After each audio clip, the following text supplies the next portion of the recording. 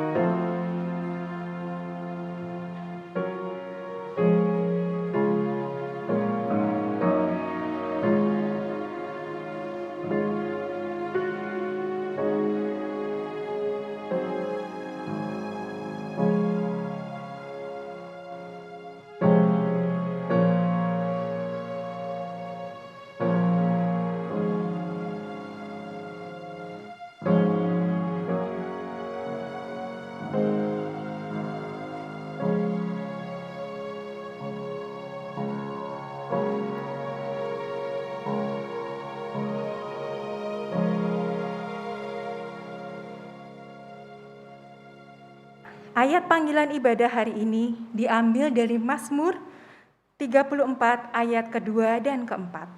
Aku hendak memuji Tuhan pada segala waktu. Puji-pujian kepadanya tetap di dalam mulutku. Muliakanlah Tuhan bersama-sama dengan aku. Marilah kita bersama-sama memasyurkan namanya. Mari kita mengawali ibadah hari ini dengan mengangkat sebuah pujian. Hidupku bagimu. Dan dengan penuh rasa syukur dan memuliakan namanya, kita boleh menyanyikan lagu ini.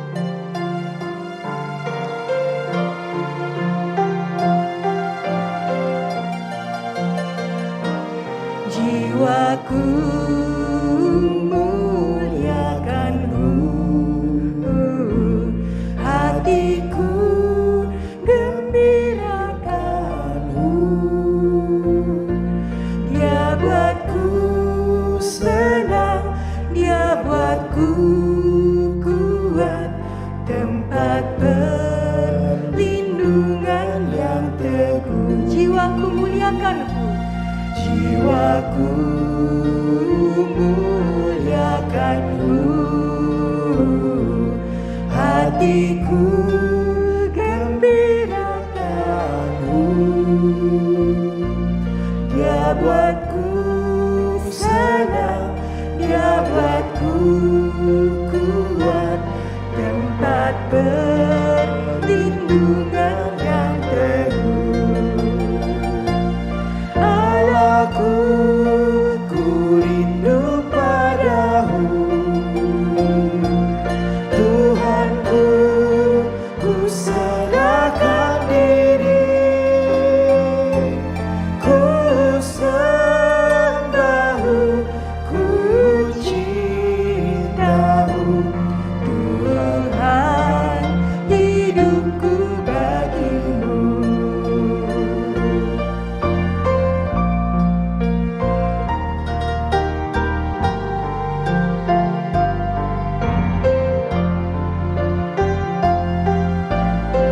Jiwaku muliakan-Mu, jiwaku muliakan-Mu, hatiku gembirakan-Mu.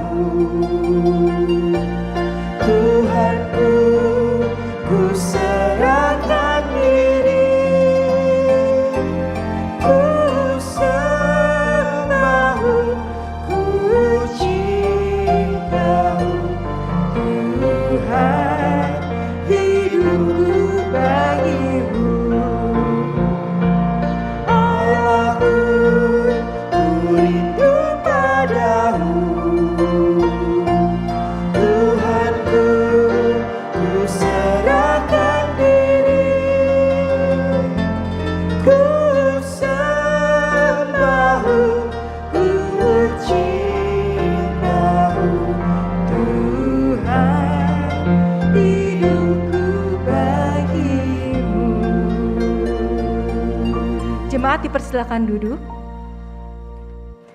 Allah Tritunggal mengundang kita datang untuk mengakui dosa-dosa kita.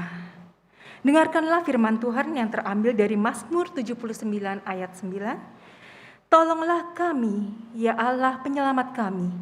Demi kemuliaan nama-Mu, lepaskanlah kami dan ampunilah dosa kami oleh karena nama-Mu.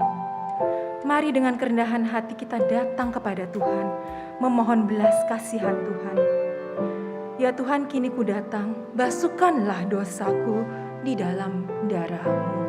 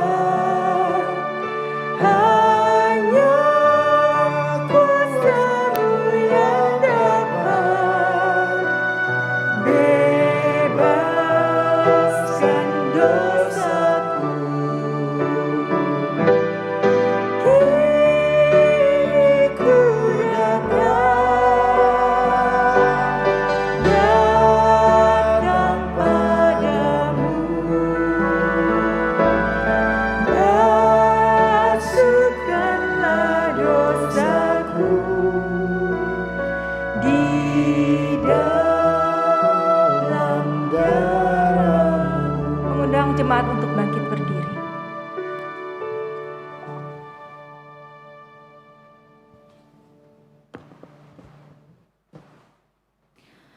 Mari jemaat sekalian kita merendahkan diri menghadap Tuhan yang Maha Kudus dan kita mengaku dosa dan kesalahan kita. Mari kita berdoa. Bapa di dalam surga, kami datang kepadamu ya Tuhan, dalam tahta-Mu yang kudus dan mulia. Siapakah kami ini ya Tuhan, sehingga kami boleh berkenan untuk datang kepadamu. Betapa Engkau kaya akan kemurahan dan kasih, sehingga kami orang berdosa ini, Engkau perbolehkan datang ke hadirat-Mu ya Allah. Kami tahu ya Allah, di hadapan-Mu tak ada satupun yang tersembunyi. Baik hati pikiran kami ataupun yang kami lakukan, Engkau pun tahu ya Tuhan. Termasuk dosa-dosa dan kesalahan kami. Oleh sebab itu kami datang kepadamu sebagai umat-Mu ya Tuhan. Kami mau mengaku atas dosa dan kelemahan kami. Kami seringkali memikirkan dan melakukan hal yang tidak berkenan di hati Tuhan. Kami mengakui dan menyadari kesalahan dan dosa-dosa kami. Kami senantiasa bergumul dengan dosa-dosa kami. Kasihanilah kami ya Allah. Bersihkanlah kami dari kesalahan kami. Tahirkanlah kami dari dosa-dosa kami. Karena kami tahu hanya Engkau yang sanggup mengampuni segala dosa kami. Dan ketika kami mengaku dosa di hadapan Tuhan dengan segenap hati, Engkau mengampuni segala pelanggaran kami. Ya Bapa di dalam surga, mampukan kami untuk terus berjalan dan belajar untuk melakukan apa yang Tuhan kehendaki.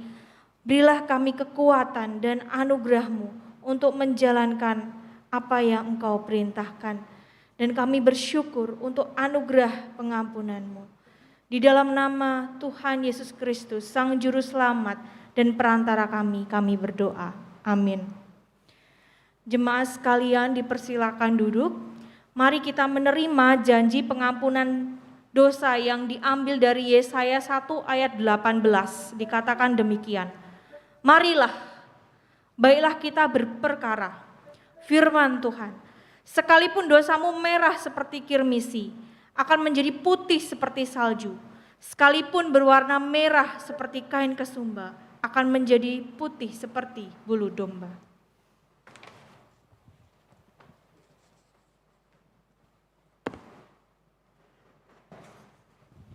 Sebagai umat yang telah diampuni dosanya, mari kita naikkan syukur kita dengan menaikkan pujian hanya darahnya Yesus dari KPPK 172.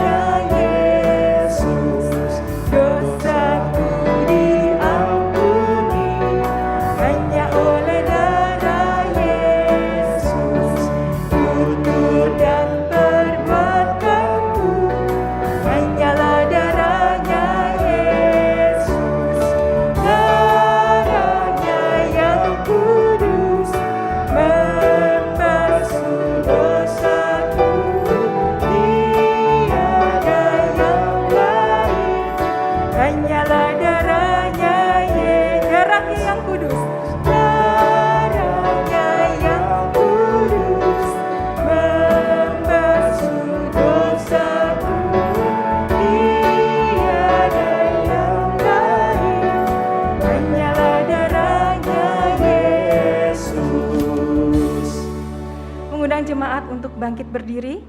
Tiba saatnya bersama dengan umat Tuhan dari segala abad dan di segala tempat kita mengikrarkan pengakuan iman kita. Aku percaya kepada Allah, Bapa yang Maha Kuasa, Khalik langit dan bumi, dan kepada Yesus Kristus, Anaknya yang tunggal, Tuhan kita, yang dikandung daripada Roh Kudus, lahir dari anak darah Maria, yang menderita sengsara di bawah pemerintahan Pontius Pilatus, disalibkan, mati dan dikuburkan, turun ke dalam kerajaan maut, pada hari yang ketiga, bangkit dari antara orang mati, naik ke surga, duduk di sebelah kanan Allah, Bapa yang Maha Kuasa, dan dari sana Ia akan datang untuk menghakimi orang yang hidup dan yang mati. Aku percaya kepada Roh Kudus, gereja yang kudus dan am, persekutuan orang kudus, pengampunan dosa, kebangkitan tubuh, dan hidup yang kekal. Amin. Jemaat dipersilahkan duduk. Sebelum kita mendengarkan firman Tuhan, mari kita mempersiapkan hati dengan menaikkan pujian, nyatakan kemuliaan-Mu.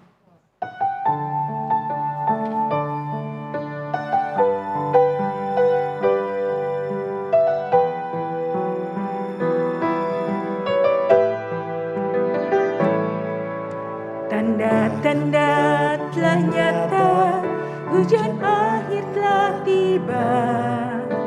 Allah sedang melawat umat-Nya. Ladang telah menguning, saat untuk dituai. Banyak jiwa menanti uluran tangan kita.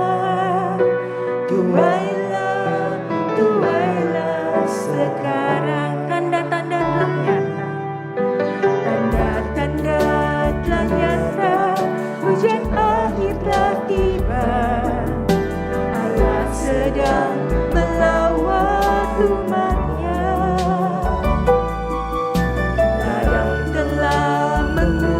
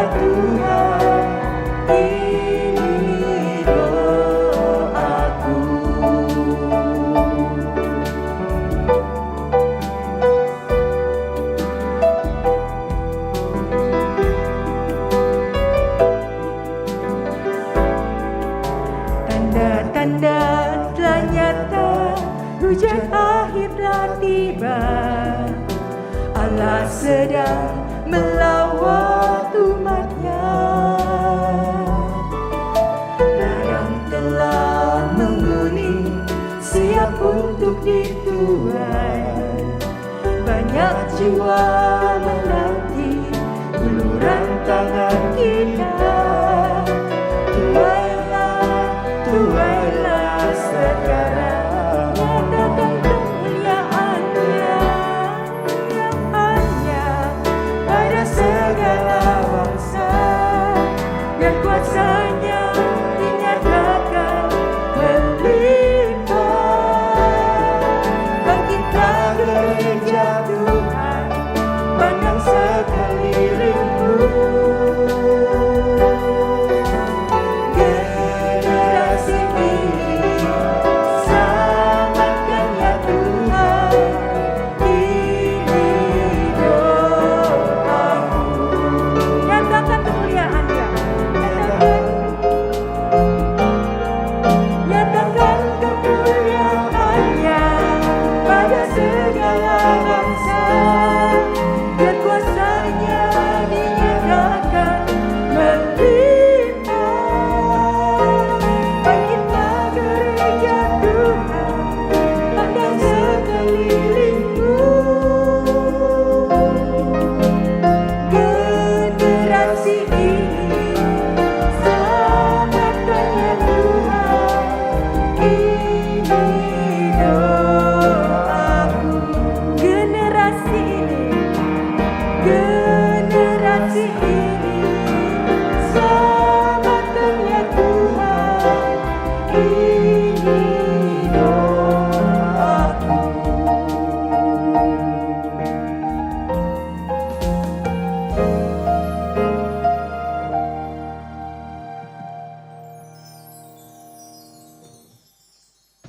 Selamat hari Minggu kepada jemaat yang mengikuti ibadah onsite di gedung gereja maupun yang secara online dari rumah atau tempat masing-masing.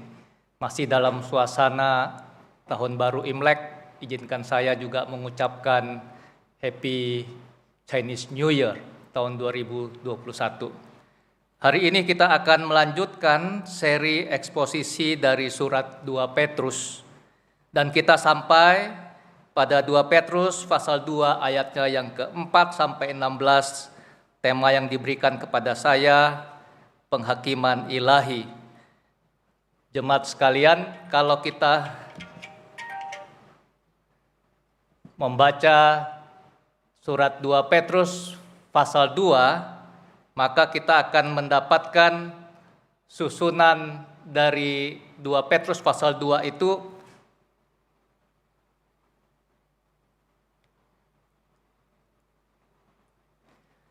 ayat 1 sampai 3 berbicara tentang bahaya guru-guru palsu.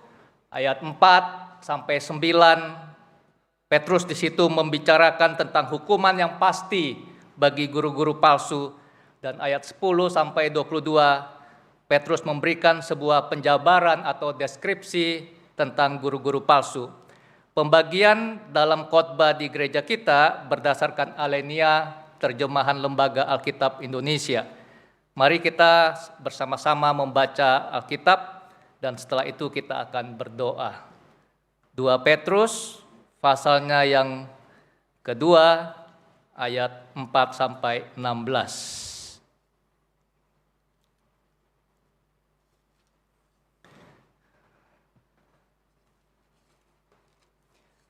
Surat 2 Petrus pasal 2 ayat 4 sampai 16. Demikian firman Tuhan. Sebab jikalau Allah tidak menyayangkan malaikat-malaikat yang berbuat dosa, tetapi melemparkan mereka ke dalam neraka, dengan demikian menyerahkannya ke dalam gua-gua yang gelap untuk menyimpan mereka sampai hari penghakiman. Dan jikalau Allah tidak menyayangkan dunia purba, tetapi hanya menyelamatkan Nuh, pemberita kebenaran itu, dengan 7 orang lain ketika ia mendatangkan air bah atas dunia orang-orang fasik. Dan jikalau Allah membinasakan kota Sodom dan Gomora dengan api, dan dengan demikian memusnahkannya dan menjadikannya suatu peringatan untuk mereka yang hidup fasik di masa-masa kemudian. Tetapi ia menyelamatkan Lot, orang yang benar, yang terus-menerus menderita oleh cara hidup orang-orang yang tak mengenal hukum dan yang hanya mengikuti hawa nafsu mereka saja. Sebab orang benar ini tinggal di tengah-tengah mereka dan setiap hari mereka melihat dan mendengar perbuatan-perbuatan mereka yang jahat itu, sehingga jiwanya yang benar itu tersiksa. Maka nyata bahwa Tuhan tahu menyelamatkan orang-orang saleh dari pencobaan dan tahu menyimpan orang-orang jahat untuk disiksa pada hari penghakiman, terutama mereka yang menuruti hawa nafsunya karena ingin mencemarkan diri dan yang menghina pemerintahan Allah. Mereka begitu berani dan angkuh sehingga tidak segan-segan menghujat kemuliaan, padahal malaikat-malaikat sendiri yang sekalipun lebih kuat dan lebih berkuasa daripada mereka tidak memakai kata-kata hujat kalau malaikat-malaikat menuntut hukuman atas mereka di hadapan Allah. Tetapi mereka itu sama dengan hewan yang tidak berakal, sama dengan binatang yang hanya dilahirkan untuk ditangkap dan dimusnahkan. Mereka menghujat apa yang tidak mereka ketahui, sehingga oleh perbuatan mereka yang jahat, mereka sendiri akan binasa seperti binatang liar dan akan mengalami nasib yang buruk sebagai upah kejahatan mereka. Berfoya-foya pada siang hari, mereka anggap kenikmatan. Mereka adalah kotoran dan noda yang mabuk dalam hawa nafsu mereka kalau mereka duduk makan minum bersama-sama dengan kamu. Mata mereka penuh nafsu zina dan mereka tidak pernah jemu berbuat dosa. Mereka memikat orang-orang yang lemah. Hati mereka telah terlatih dalam keserakahan. Mereka adalah orang-orang yang terkutuk oleh karena mereka telah meninggalkan jalan yang benar, maka tersesatlah mereka, lalu mengikuti jalan Bileam anak Beor yang suka menerima upah untuk perbuatan-perbuatan yang jahat. Tetapi Bileam beroleh peringatan keras untuk kejahatannya, sebab keledai beban yang bisu berbicara dengan suara manusia dan mencegah kebebalan nabi itu. Sampai sedemikian jauh pembacaan firman Tuhan. Yang berbahagia ialah setiap kita yang membaca, merenungkan, menyimpan dalam hati dan melakukan dalam kehidupan kita sehari-hari. Mari kita sama-sama berdoa sebelum kita mendengarkan penguraian firman Tuhan. Bapa Surgawi, kami telah membaca sebagian dari firman-Mu. Kini kami berdoa memohon agar Roh Kudus, Roh kebenaran itu memimpin setiap kami, sehingga kami boleh sampai pada kebenaran yang Tuhan sendiri ingin nyatakan bagi setiap kami anak-anak-Mu. Pimpinlah hamba-Mu dan setiap kami umat-Mu yang bersama-sama akan belajar, agar Tuhan sendiri memberikan kepada kami hati yang haus untuk mengerti kebenaran firman Tuhan. Tuhan, bantulah kami, bukan saja kami mendengar, mengerti, tetapi kami juga boleh diberikan dorongan untuk menjadi pelaku-pelaku firman di dalam kehidupan kami sehari-hari. Karena hanya dengan melakukan firman-Mu lah kami dapat disebut sebagai yang berbahagia. Inilah doa permohonan kami yang kami panjatkan hanya di dalam nama Tuhan Yesus Kristus, Tuhan dan Juru Selamat kami yang hidup. Amin. Saudara-saudara sekalian, para pakar Alkitab meyakini Petrus menulis surat 1 Petrus dan 2 Petrus dari kota Roma. Dan 2 Petrus ini ditulis ketika Rasul Petrus sudah menjadi tahanan Kaisar Nero. Sejarah mencatat pada tahun 64 Masehi terjadi sebuah kebakaran yang sangat dahsyat yang melanda kota Roma. Sejarawan mencatat juga bahwa Kaisar Nero lah yang berada di balik musibah kebakaran yang sangat hebat itu. Dia ingin mempunyai lahan untuk membangun istana, dia ingin membangun monumen-monumen untuk kemasyhuran namanya sendiri, sehingga dia bumi hanguskan kota Roma agar dia bisa memiliki lahan untuk tujuannya. Dan yang sangat menyedihkan, kebakaran ini orang Kristen dijadikan kambing hitam. Orang-orang Kristen kemudian menjadi sasaran kebencian dari masyarakat Roma. Dan waktu itulah masa-masa yang sangat berat yang dihadapi oleh pengikut Kristus. Orang-orang Kristen sebagai satu sekte yang baru dikenal oleh masyarakat pada masa itu, dibunuh, dikejar secara sadis dan biadab. Surat 2 Petrus ditulis pada bagian akhir dari perjalanan Rasul Petrus. Tradisi gereja mengatakan Rasul Petrus mati syahid di kota Roma dengan cara dia disalibkan. Namun dia tidak ingin disalibkan seperti Tuhannya, sehingga dia minta agar dia disalibkan dengan kepala di bawah. Pada bagian ini Petrus mengingatkan jemaat bahwa guru-guru palsu sudah menyusup ke dalam gereja, dan Petrus dengan tegas sekali berkata, Allah pasti menghukum para pengajar-pengajar sesat itu. Di dalam ayat 4-9. Saudara-saudara sekalian, kalau kita perhatikan dalam kehidupan kita sekarang ini, banyak orang Kristen maupun non-Kristen mengalami kesulitan untuk menyeimbangkan pemahaman pada satu sisi Allah yang Maha Kasih, Allah yang penuh rahmat dan belas kasihan, Allah yang Maha Pemurah, dengan pada sisi yang lain Allah yang Maha Kudus, Allah yang Maha Suci, Allah yang pasti menghukum manusia. Bagaimana Allah yang Maha Kasih, bagaimana Allah yang Maha Murah itu dapat menghukum manusia? Bagaimana Allah yang Maha Kasih kemudian dikatakan menciptakan neraka untuk menjadi tempat menghukum manusia? Saksi Yehova sangat menekankan pada satu sisi secara ekstrim bahwa Allah itu adalah Allah yang Maha Kasih. Yehova tidak akan menghukum manusia. Yehova selalu akan mengampuni manusia yang berdosa, sehingga di dalam pandangan saksi Yehova tidak ada neraka.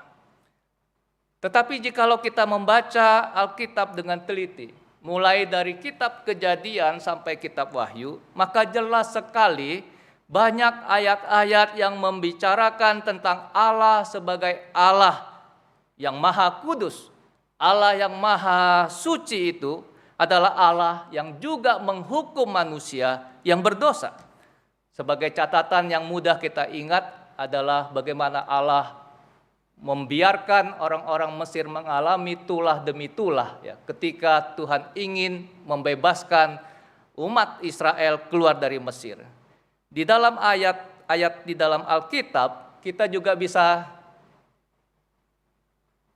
menemukan beberapa ayat saja, bisa ditampilkan. Misalnya di dalam Mazmur pasal 7 ayat 12, di situ dikatakan Allah adalah hakim yang adil dan Allah yang murka setiap hari, setiap saat. Kemudian di dalam Nahum pasal 1 ayat 3 dikatakan Tuhan itu panjang sabar dan besar kuasa, tetapi ia tidak sekali-kali membebaskan dari hukuman orang yang bersalah. Satu lagi saya kutip dari Perjanjian Baru, Ibrani pasal 12 ayat 29, sebab Allah kita adalah api yang menghanguskan. 3 ayat ini saya pilih di antara begitu banyak di dalam Alkitab yang menceritakan, memberitahukan kepada kita dengan jelas sekali bahwa Allah yang Maha Kasih itu adalah hakim yang adil, yang murka setiap saat terhadap dosa. Saudara-saudara sekalian, di dalam sejarah gereja pernah ada sebuah khotbah yang sangat terkenal yang dikhotbahkan terus berganti ya.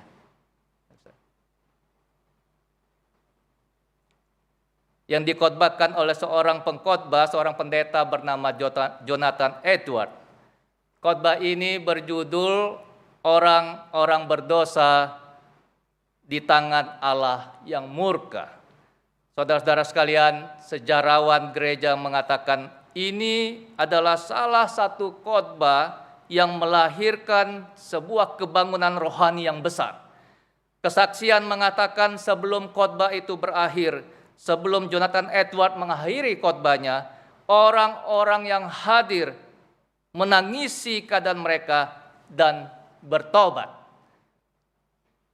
Jonathan Edward berkhotbah pada tanggal 8 Juli tahun 1741 di Connecticut. Saudara-saudara, kita melihat juga di dalam pandemi COVID-19 ini memperlihatkan sesuatu yang tidak pernah kita lihat sebelumnya dalam masa kehidupan kita. Orang-orang di beberapa negara menangis, meratap, berlutut di jalan-jalan umum ketika mereka melihat bagaimana ancaman yang sedang mereka alami karena COVID-19. Ini tidak pernah terjadi sebelumnya, saudara-saudara sekalian, tetapi yang menjadi persoalan ketika orang meratap, ketika orang menangis, ketika orang berlutut di hadapan Allah, memohon belas kasihan, apakah mereka sungguh-sungguh bertobat sebagai seorang yang bertobat sejati? Banyak orang Kristen sekarang ini yang melunakkan pengajaran tentang Allah yang menghukum. R.C. Sproul, seorang teolog, berkata, hampir semua pengajaran Alkitab tentang neraka keluar dari mulut Yesus Kristus. Jikalau hanya demikian, lalu bagaimana kita bisa mengatakan tidak ada neraka, tidak ada hukuman Allah? Saudara-saudara sekalian, setiap kali kita membaca ayat-ayat yang berbicara tentang Allah yang murka, seharusnya itu mengingatkan kepada kita semua kebutuhan akan keselamatan. Di dalam Yesaya pasal 64 ayat 6 dikatakan, demikianlah kami sekalian seperti seorang najis dan segala kesalehan kami seperti kain kotor. Kami sekalian menjadi layu seperti daun dan kami lenyap oleh kejahatan kami seperti daun dilenyapkan oleh angin. Yesaya berkata, sebab sekalian kami ini seperti seorang najis, segala kesalehan kami seperti kain kotor. Kita diselamatkan bukan karena perbuatan baik kita. Kita diampuni bukan karena kita menjalankan syariat agama kita dengan sangat ketat.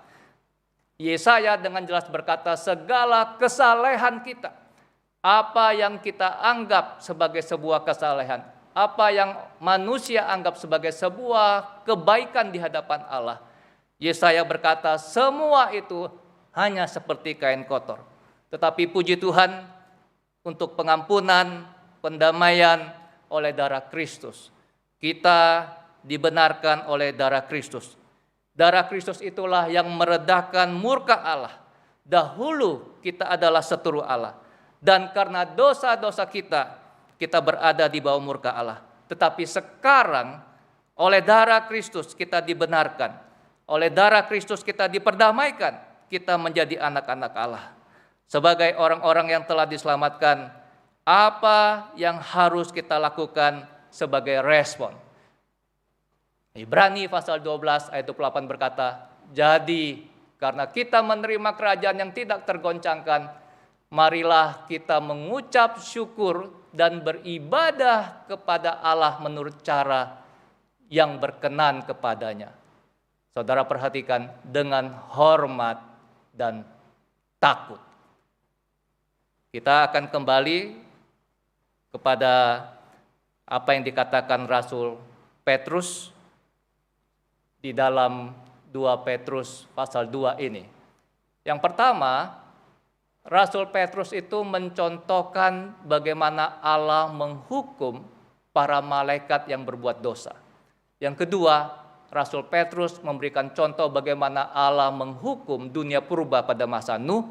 Dan yang ketiga, Rasul Petrus memberikan contoh bagaimana Allah menghukum Sodom dan Gomora. Mari kita lihat satu persatu, saudara. Di dalam ayat 4 dikatakan, sebab jikalau Allah tidak menyayangkan malaikat-malaikat yang berbuat dosa.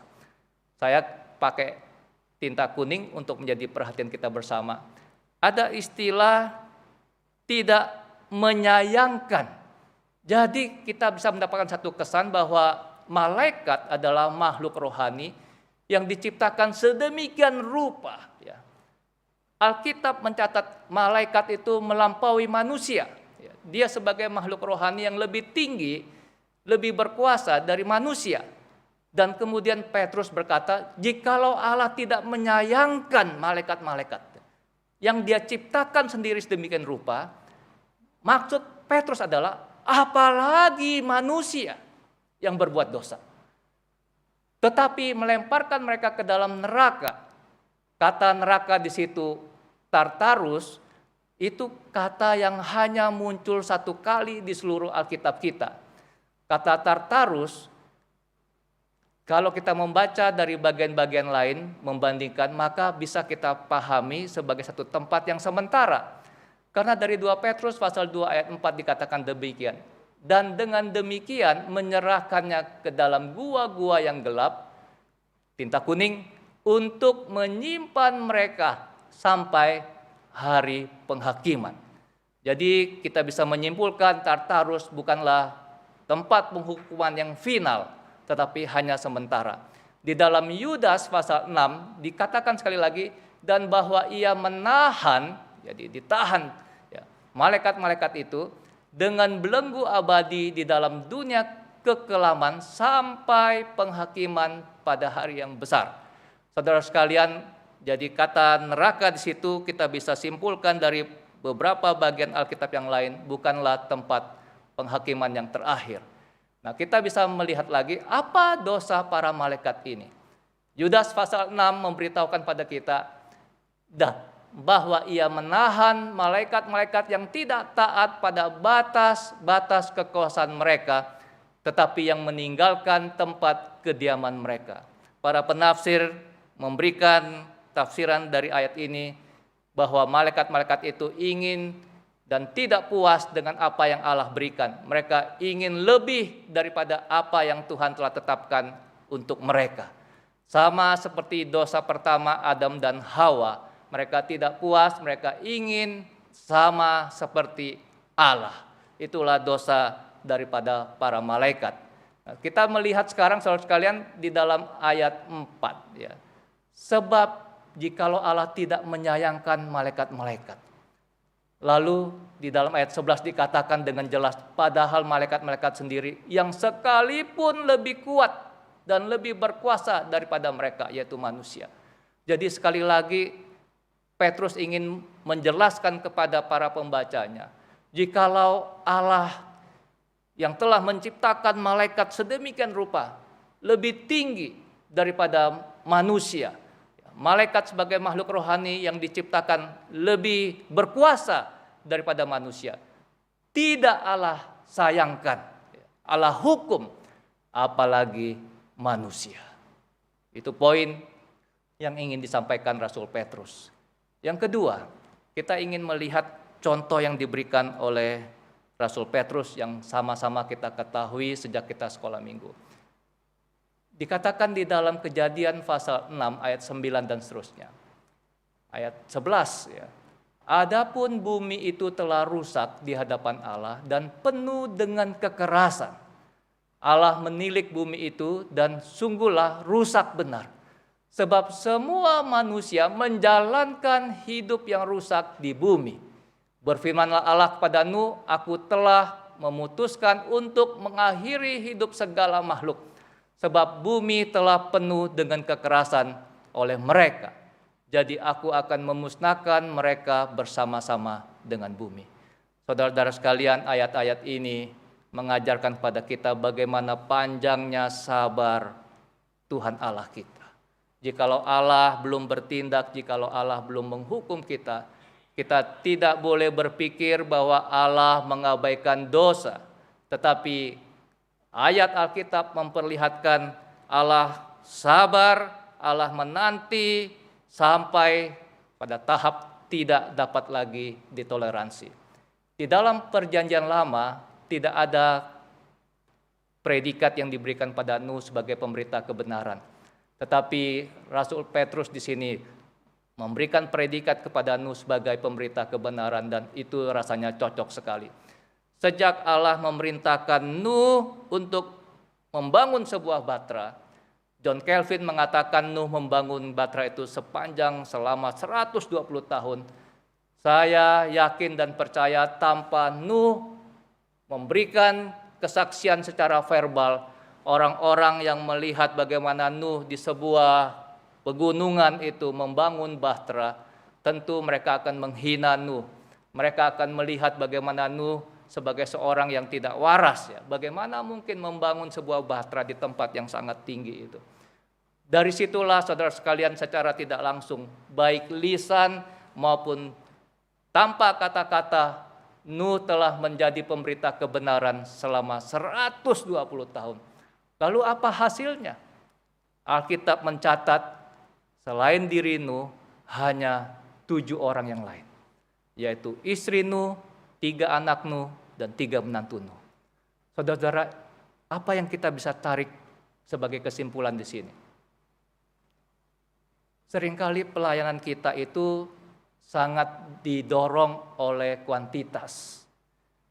Kita melihat Nuh sebagai seorang hamba Tuhan, sebagai seorang pemberita kebenaran yang setia. 120 tahun dia melayani Tuhan, dia bersaksi. Tetapi hasilnya hanya 7 tahun, 7 orang. Selain dirinya.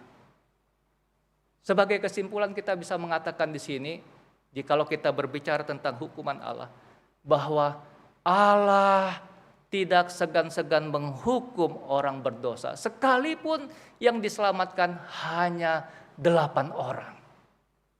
Allah yang panjang sabar itu, ya. Ayat-ayat Alkitab mengatakan pada kita Allah itu adalah Allah yang penuh belas kasihan, Allah yang selalu mengampuni. Tetapi Allah kita juga adalah Allah yang maha kudus, Allah yang maha adil, dan Allah pasti akan menghukum. Itulah poin yang ingin disampaikan oleh Rasul Petrus. Sekalipun yang diselamatkan hanya 8 orang, ya, Tuhan tidak segan-segan melakukannya.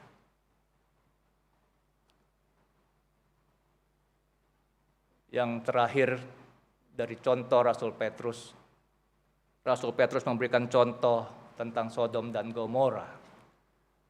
Ayat 13 di dalam Kejadian pasal 19. Sebab kami akan memusnahkan tempat ini karena banyak keluh kesah orang tentang kota ini di hadapan Tuhan. Sebab itulah Tuhan mengutus kami untuk memusnahkannya.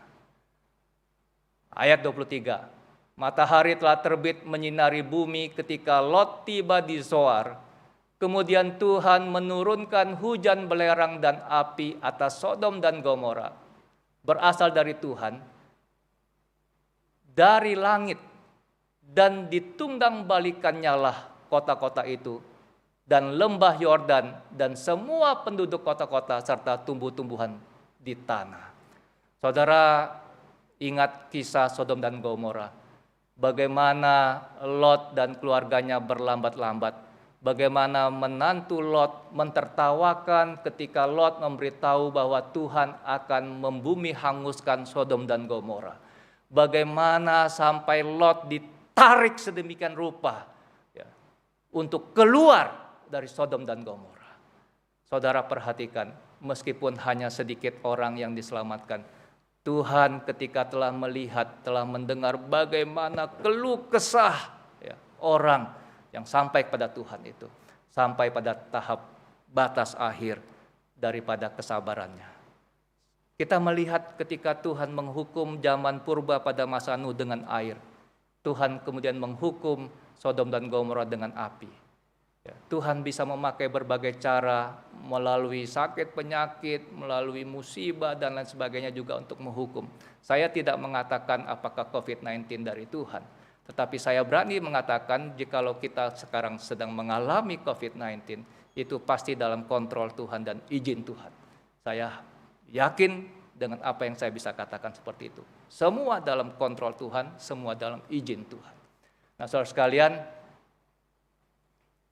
kita sekarang ingin melihat sedikit saja bagian tentang guru palsu. Di dalam Alkitab, baik di PL maupun di PB, banyak sekali peringatan terhadap nabi-nabi palsu atau guru-guru palsu. Tuhan di dalam PL banyak kali memperingatkan umatnya, jangan dengarkan nabi-nabi palsu itu, karena aku tidak mengutus mereka. Kalimat seperti itu banyak kali muncul di dalam PL. Peringatan seperti ini tetap relevan sampai hari ini di abad 21, di mana segala sesuatu dijadikan relatif, tidak ada lagi yang mutlak. Apa yang diajarkan secara mutlak oleh Alkitab diterima oleh manusia abad 21 sebagai sesuatu yang relatif. Dalam pikiran banyak orang, ajaran sesat itu adalah sesuatu yang berhubungan dengan pemujaan setan. Ajaran sesat itu adalah sesuatu yang berhubungan dengan upacara-upacara keagamaan, ritual-ritual keagamaan yang aneh-aneh dan mengerikan. Padahal tidak selalu seperti itu. Kalau kita ingin merangkum guru-guru palsu dengan ajaran-ajaran sesatnya itu secara umum dapat dibagi atas dua pola. Yang pertama adalah yang melawan Kristus, yang melawan ajaran Alkitab, atau kita sebut sebagai antikristus. Yang kedua, yang tidak kalah bahayanya adalah yang menyerupai, yang memalsukan pribadi dan ajaran-ajaran Kristus Yesus. Ada orang-orang pada masa-masa lalu maupun sekarang ini yang mengklaim dirinya sebagai Kristus, sebagai Mesias. Saudara-saudara sekalian, saya mengikuti bagaimana sejarah gereja antikristus yang dilambangkan dengan angka 66 itu bagi para penganut teolog tertentu. Komputer pernah dikatakan sebagai antikristus. Dolar pernah dikatakan sebagai antikristus. Kaisar Nero pernah dikatakan sebagai antikristus. Hitler pernah dikatakan sebagai antikristus. Dan Kissinger, mantan Menteri Luar Negeri Amerika, pernah dikatakan sebagai antikristus. Tetapi kita punya pandangan bahwa segala sesuatu yang melawan Kristus itulah antikristus. Saudara sekalian, saksi Yehova menolak Yesus adalah Allah. Saksi Yehova menolak bahwa keselamatan hanya oleh iman. Itulah sebabnya kita mengatakan saksi Yehova adalah sebuah bidat, ya, bukan Kristen. Nah, saudara sekalian, bagaimana menghadapi guru-guru palsu ajaran sesat ini? Petrus mengatakan begini, tetapi bertumbuhlah dalam kasih karunia dalam pengenalan akan Tuhan dan juru selamat kita Yesus Kristus. Baginya kemuliaan sekarang dan sampai selama-lamanya. Kita hanya bisa dengan cermat, dengan sensitif mengetahui sebuah ajaran itu sesat atau ajaran yang murni ketika kita bertumbuh di dalam pengenalan akan Tuhan kita Yesus Kristus.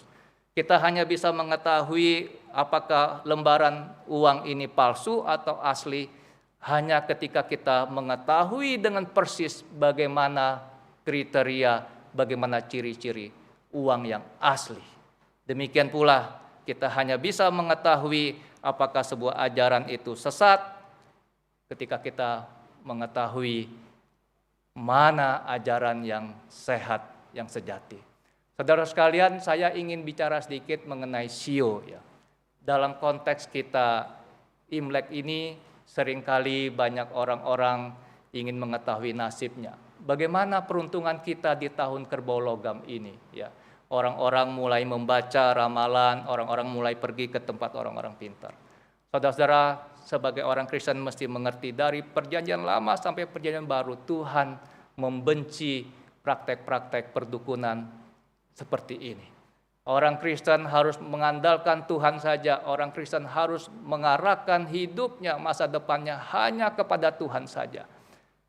Pada beberapa tahun yang lalu, ketika anak saya masih kecil, saya ingin tutup kesaksian ini.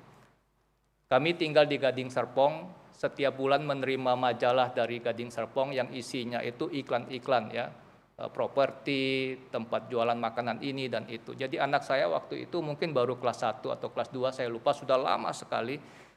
Dia hobi membaca, hobi membaca dan hobi makan, sehingga dia membaca semua lembar dari majalah itu. Ya, di mana jual sate, di mana jual ini, dia tahu semua ya. Jadi kalau kita mau beli apa, tanya dia sudah tahu semua. Tapi di dalam majalah itu ada juga ramalan shio. Ya. Nah, saya tidak pernah memperhatikan dia dengan teliti. Mungkin setiap kali dia membaca sio itu, dia tahu dia sionya sio kambing emas, ya kan, seperti itu. Karena kita keluarga Tionghoa, orang suka ngomong kamu kambing emas gitu ya. Jadi dia baca sio kambing terus gitu ya. Sampai suatu hari saya berdua sama dia duduk di sofa. Ya kira-kira mungkin kelas 1 atau kelas 2, saya agak lupa, sudah lama sekali. Lalu dia mulai bertanya kepada saya, "Pak, sio itu benar apa enggak sih?" Wah, saya kaget ya. Berarti anak saya selama ini membaca sio-sio itu ya. Lalu saya pakai kesempatan itu untuk menjelaskan kepada dia. Tidak benar.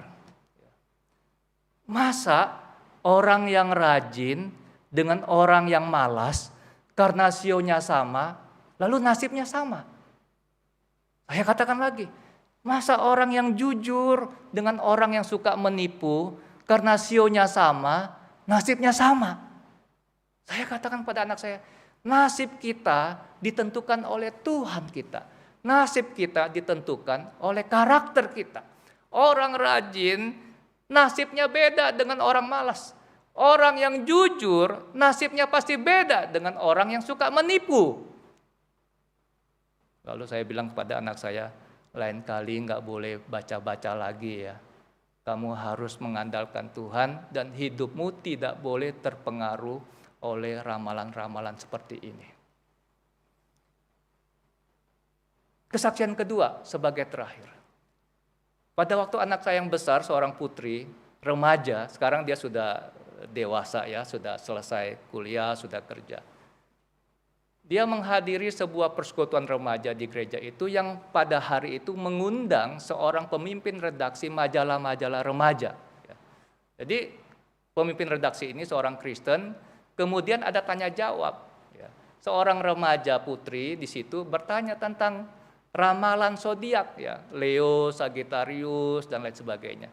Lalu pemimpin redaksi ini mengatakan bahwa yang menulis ramalan-ramalan itu bukanlah orang yang mempunyai karunia indera keenam. Orang yang menulis ramalan itu adalah orang biasa-biasa seperti kita, tapi mereka pandai merangkai kata-kata. Nah, saya teringat waktu anak saya pulang dari komisi remajanya, saya teringat teman saya waktu saya kuliah tahun 80-an, dia bisa menulis ramalan bintang. Anak teknik sipil tidak punya kemampuan indera keenam, tapi dia bisa menulis ramalan bintang. Nah, setelah itu saya baru mengerti, di dalam dunia psikologi ada yang disebut Barnum Effect. Ini saya karang sendiri loh ya, kalimat-kalimat ini. Dan saya yakin kalimat-kalimat ini akan cocok untuk semua bintang ya, semua sio, ya kan? Pasti cocok itu, ya kan? Jadi Barnum Effect itu pernah melakukan satu eksperimen berkali-kali. Dalam satu ruangan dimasukkan orang dengan berbagai zodiak, ya masing-masing zodiaknya berbeda. Lalu diberikan amplop ya, yang tertutup. Yang Leo menerima amplop, Sagittarius, Pisces, ya, Libra. Kemudian mereka disuruh membuka amplop itu dan membaca. Tidak boleh berbicara dengan orang-orang lain dalam ruangan itu. Dan apa yang menjadi reaksi mereka? Mereka semuanya tertegun mengatakan, wah iya persis ya, wah cocok ya. Setelah itu mereka disuruh memperlihatkan kertas.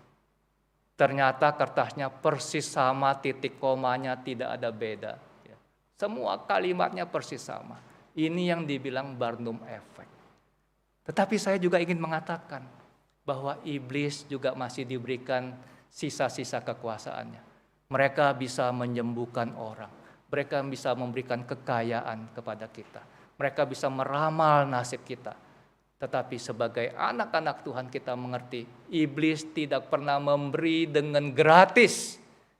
Kalau iblis memberi kepada kita kesehatan, iblis memberikan pada kita kekayaan, maka iblis akan menagih jauh lebih besar daripada apa yang dia berikan pada kita. Hanya Allah kita Allah yang maha pemurah dan penuh belas kasihan itu yang memberi dengan cuma-cuma kepada setiap kita.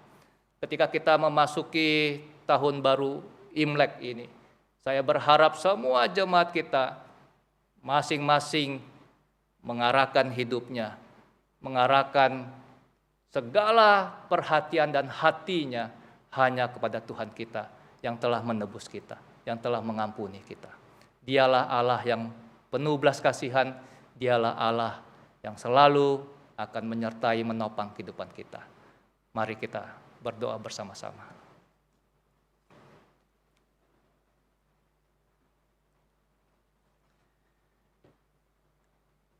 Tuhan, kami telah membaca dan belajar dari satu bagian firman-Mu tentang Allah, yang Allah adalah Allah yang menghukum manusia yang berdosa. Setiap kali kami mengerti akan hal ini, kami bersyukur untuk anugerah keselamatan yang Tuhan berikan pada kami. Tetapi doronglah juga kami untuk mengingat saudara-saudara kami, rekan-rekan kami, handai taulan kami yang masih di luar Tuhan. Agar kami diberikan hati untuk membawa berita Injil itu bagi mereka juga. Agar mereka boleh mengenal Yesus Kristus sebagai Juru Selamat yang Tuhan telah sediakan bagi umat manusia. Tuhan, berikan kepada kami satu hati yang penuh syukur untuk setiap anugerah yang Tuhan telah berikan bagi kami. Dan berikan pula kepada kami iman yang teguh untuk selalu hanya mengandalkan Tuhan, menyerahkan hidup kami di hari-hari esok yang kami tidak ketahui hanya ke dalam tangan-Mu saja. Inilah doa permohonan kami yang kami panjatkan hanya di dalam nama Tuhan Yesus Kristus, Tuhan dan Juru Selamat kami yang hidup. Amin.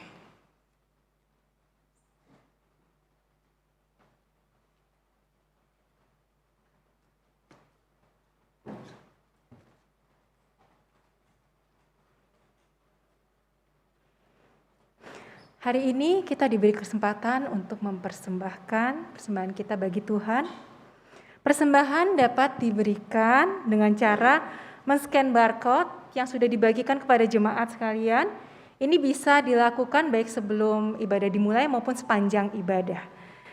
Juga dapat melihat atau men-scan barcode juga yang ada di layar, dan juga dapat melakukan transfer ke rekening Gereja Kristus Yesus Karawaci. Oke, sambil kita menjalankan persembahan, kita akan mengangkat sebuah pujian Let Me Stay. Kita akan menyanyikan yang pertama dalam bahasa Mandarin, kemudian dalam bahasa Indonesia.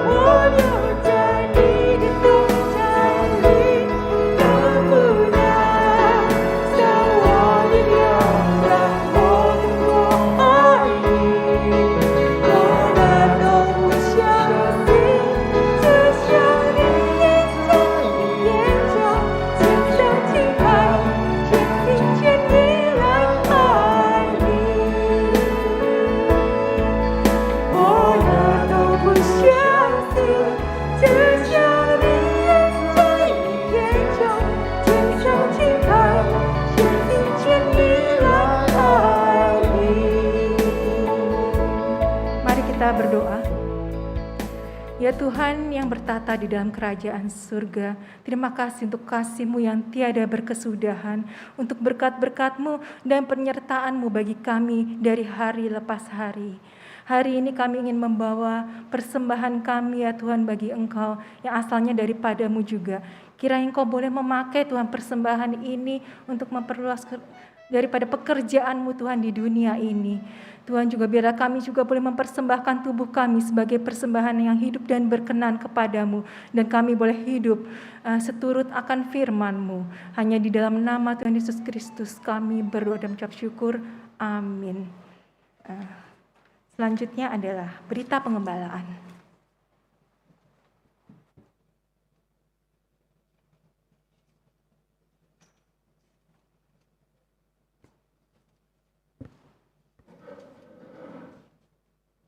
Jemaat yang saya kasih dalam Tuhan, kita bersyukur kepada Tuhan. Hari ini kita bisa beribadah bersama-sama. Saya meyakini bahwa Tuhan telah menyertai kita dari pergumulan-pergumulan kita, masalah-masalah yang kita hadapi. Tapi Dia menuntun dan menyertai kita setiap hari. Biar firman Tuhan pada hari ini boleh sekali lagi mengingatkan kepada kita, menguatkan setiap kita, untuk kita setia kepada Tuhan kita Yesus Kristus. Saya mewakili hamba Tuhan majelis mengucapkan terima kasih kepada Pendeta Karyanto Gunawan yang sudah menyampaikan kebenaran firman Tuhan. Kiranya akan menguatkan hati kita, kesetiaan kita kepada Tuhan kita Yesus Kristus. Saudara, ada beberapa hal yang ingin saya sampaikan buat kita semua. Yang pertama adalah mengenai penggunaan barcode persembahan, saudara. Kita selama ini telah mengalami kesulitan dalam memberikan persembahan. Di masa-masa seperti ini, biarlah persembahan kita kepada Tuhan, kasih kepada kita kepada Tuhan tetap tidak berubah. Dan gereja bidang keuangan telah mencetak barcode ini. Dan ada beberapa informasi yang lain dan bisa dipakai, digunakan untuk kita memberikan persembahan. Dan bisa digunakan sebelum kita menjalankan ibadah, bisa scan kita memberikan persembahan dulu. Atau pada waktu persembahan dijalankan dan kita bisa scan dan kita memberikan persembahan. Yang kedua, saudara, berkaitan dengan proses pemilihan penatua anggota majelis tahun 2021 sampai 2024, saudara yang menjadi anggota gereja baik dibaptis atau atestasi yang sudah menjadi anggota gereja kita, mari kita bersama-sama untuk mensukseskan pemilihan penatua kita. Semakin banyak yang ikut semakin baik, saudara. Mari kita ambil tanggung jawab kita, menggunakan hak kita untuk memilih penatua-penatua di gereja kita. Saya berharap saudara bisa mengembalikan formnya atau di linknya saudara bisa mengisinya. Bagi saudara yang mengalami kesulitan bisa menghubungi Guru Injil Roni atau menghubungi tata usaha gereja. Yang keempat adalah berkaitan dengan kebaktian doa. Saudara, tengah minggu kita ada satu kali untuk ibadah bersama-sama. Kita bisa berdoa bersama-sama. Saya mengajak bahwa tengah minggu kita ada satu kali kita datang kepada Tuhan untuk berdoa bersama-sama. Kemudian satu lagi saudara, kaitan dengan perjamuan kudus. Paket perjamuan kudus untuk bulan Maret. Kemudian untuk Jumat Agung itu sudah disediakan oleh gereja dan sudah bisa diambil pada waktu jam kantor tata usaha gereja setiap hari Selasa ya sampai hari Sabtu. Saudara bisa datang mengambilnya, tapi bagi saudara yang sakit atau yang mengalami kesulitan, maka kita akan memberikan pelayanan untuk mengantar ke rumah saudara oleh supir gereja. Saudara, hari ini kita melihat dekor kita sedikit istimewa, ada suasana Imlek. Saudara, hari ini masih suasananya harusnya masih oke ya, masih kental. Hari ini kita masuk hari ketiga, saudara. Kalau mau kyunghi, mau kungsi itu bisa ya. Sampai nanti cap gome ya saudara ya. Bisa kita kungsi ya kepada teman-teman kita, kepada sahabat kita, kolega kita memberikan kungsi bagi kita secara khusus keturunan orang Tionghoa. Saudara, sebab itu saya ingin mewakili hamba Tuhan dan majelis mengucapkan selamat tahun baru Imlek. 我向弟兄姐妹们祝大家新年蒙恩，身体健康，工作顺利，万事如意，主恩满满。Biarlah tahun ini menjadi berkat bagi kita semua. Saya mau mengajak kita menyanyikan 2 buah pujian, dan kita bisa nyanyi secara bersama-sama, baik kami di gereja ataupun saudara-saudari di rumah. Kita akan nyanyi bersama. Yang tahu kita akan nyanyi lebih kencang ya, bagi Bapak Ibu yang ada di rumah.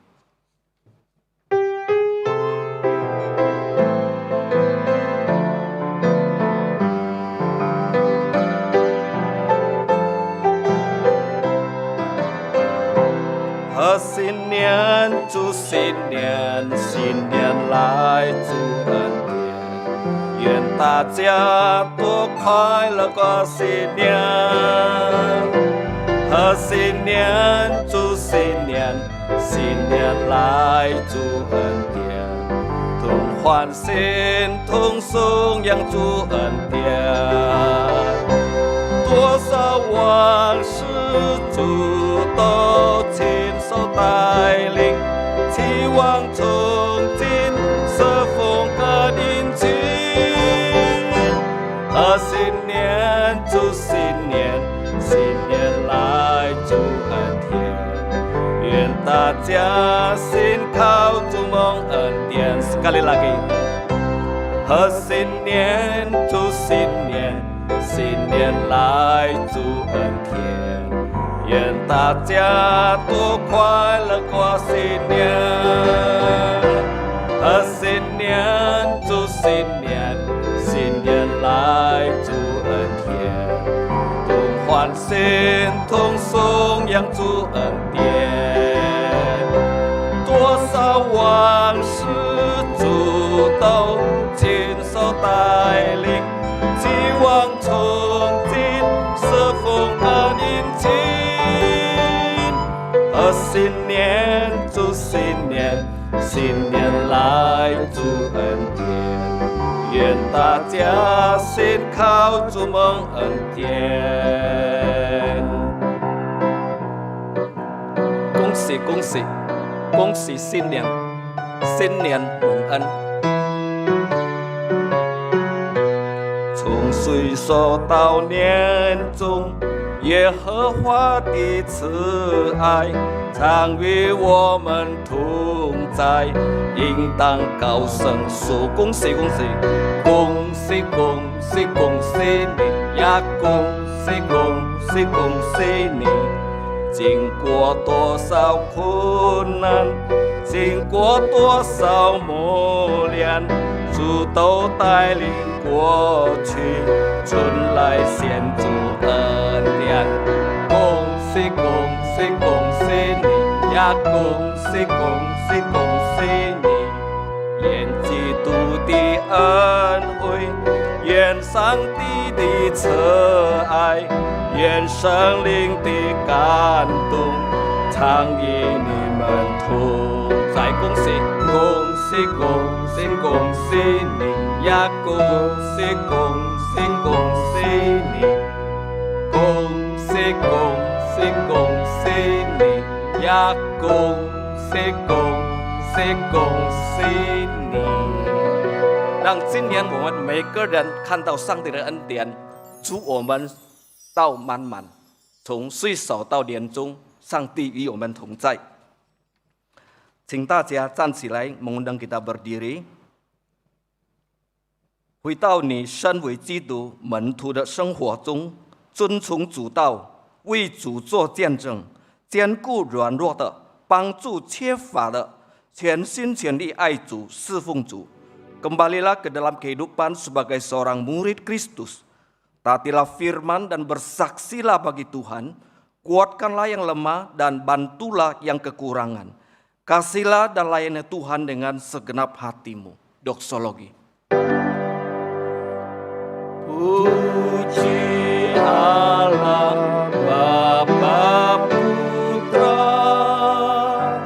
puji Allah Roh Kudus, ketiganya yang esa. Mohon selamat sumber berkah. Amin.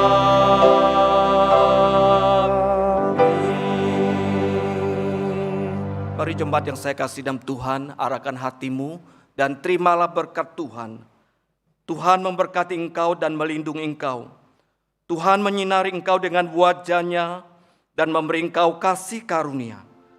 Tuhan menghadapkan wajah-Nya kepadamu dan memberi engkau damai sejahtera, mulai pada saat ini, bahkan sampai selama-lamanya. 愿耶和华赐福给你，保护你；愿耶和华向你扬脸；愿耶和华用他的眼光照你，赐恩给你；愿耶和华向你扬脸，赐你平安，从今时直到永永远远。阿门。